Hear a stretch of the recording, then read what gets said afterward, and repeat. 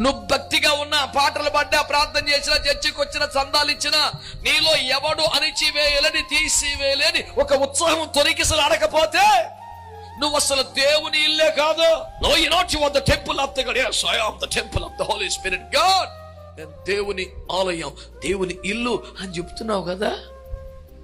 వేషాన్ని బట్టా, భాషను బట్టా, వందనాలు బట్టా, స్తోత్రాన్ని బట్టా, బైబిల్ని బట్టా చాలదో. ఏ పరిస్థితి కూడా తీసివేయలేని ఒక ఉత్సాహం నీ లోపల ఉండాలి.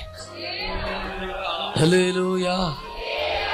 ఈ దెబ్బకి సౌండ్ తగ్గిద్దని ఒక సావు దెబ్బ కొట్టాడు అనుకో, శత్రువు యథాపూర్వ ప్రకారం లేచి ఒక ఉత్సాహ గీతం ఆలపించామనుకో, అసలే తలసీతికి పోయిన శత్రువుకు బొరింక మెట్లు వచ్చేస్తుంది కదా.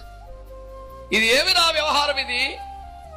ఇప్పటికైనా ఈ ఆపుతాడేమో, మాంతాడేమో చూస్తాడు, ఇంకా పాటలు పాడుతున్నాడు, యేసు రక్తమేం చేయం. నీ ఉత్సాహం తగ్గకూడదంట. తుదమట్టుకు చేపట్టిన ఎడల మనమే దేవుని ఇల్లు.